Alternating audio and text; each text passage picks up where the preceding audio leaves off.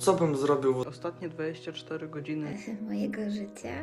Gdybym wiedziała, że mam umrzeć, w ostatnich 24 godzinach człowiek zaczyna doceniać rzeczy, które wcześniej wydawały się zwykłe. To wszystko staje się nagle ogromne, ważne. bez odmawiania sobie czegokolwiek. Absolutnie niczego. spróbowałbym zrobić rzeczy, których wcześniej w życiu nie próbowałem. Jeszcze parę lat temu moje życie było dość przewidywalne.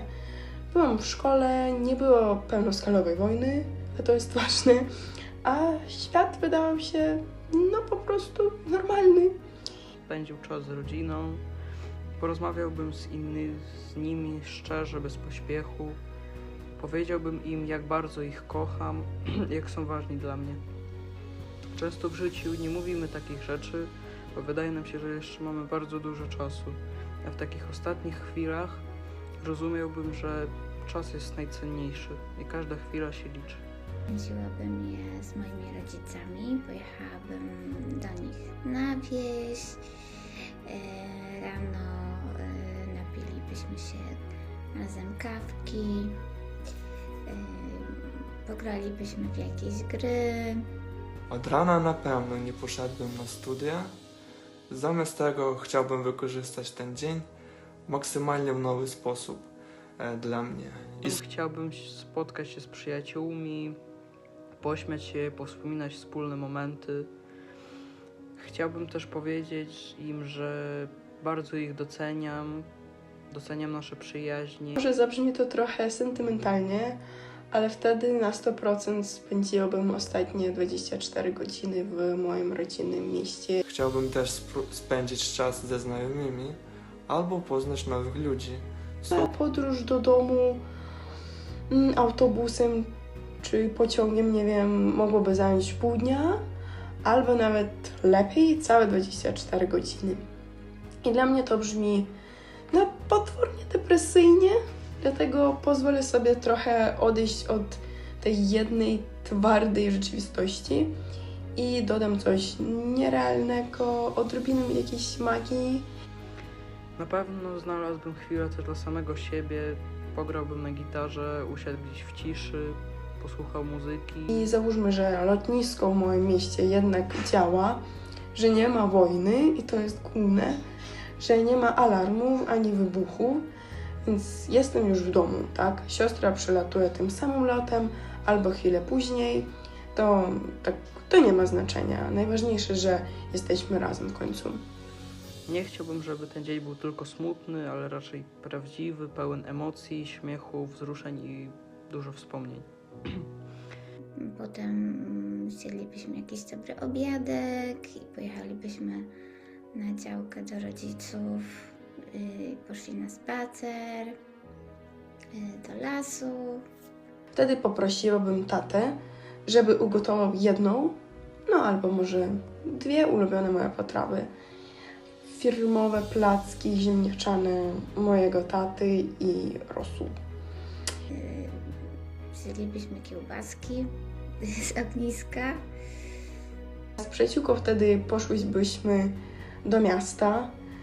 Weszłabym do każdego miejsca, za którym tak bardzo tęsknię.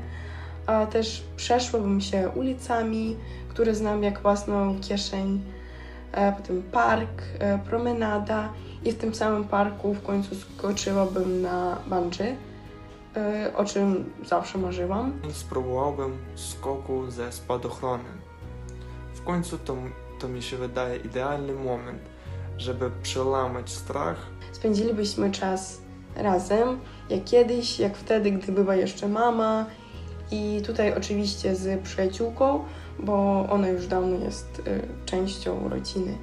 Chciałbym zrobić też coś dobrego dla kogoś, nawet jakąś najmniejszą rzecz. Pomóc komuś w potrzebie, przeprosić osobę, którą kiedyś skrzywdziłem, powiedzieć coś miłego obcej osobie.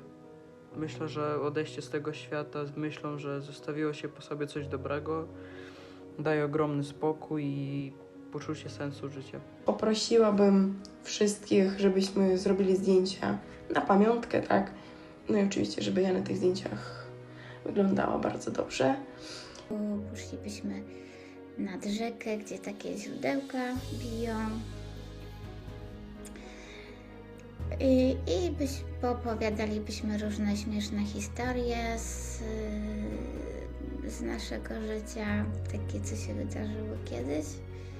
I powiedziałabym też swoje ostatnie życzenia.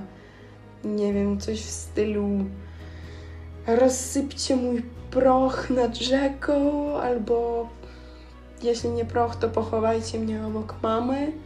Też oddajcie wszystkie moje, i to jest ważne, tak, że trzeba oddać wszystkie moje płyty mojej przyjaciółce.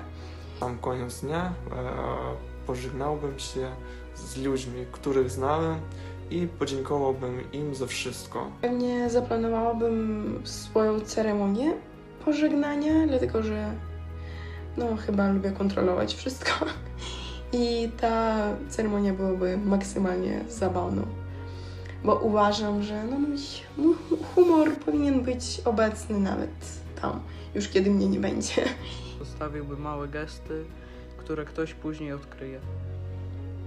Nie chciałbym też marnować tych ostatnich godzin na technologię, social media czy stres. Chciałbym być naprawdę obecny tu i teraz. Z boku może to brzmieć bardzo prosto, ale nie potrafię opisać, ile spokoju daje mi wyobrażenie sobie tego w taki sposób. Bo dziś nie mogę wrócić do domu, a te proste, banalne rzeczy stały się dla mnie najcenniejsze teraz. I być wdzięcznym za życie, które dostałem. Bo nawet jeśli nie było to bardzo idealne życie, to życie było moje. I myślę, że właśnie tak chciałbym spędzić 24 godziny. W ostatnie 24 godziny Ostatnie 24 godziny ostatnie 24 godziny.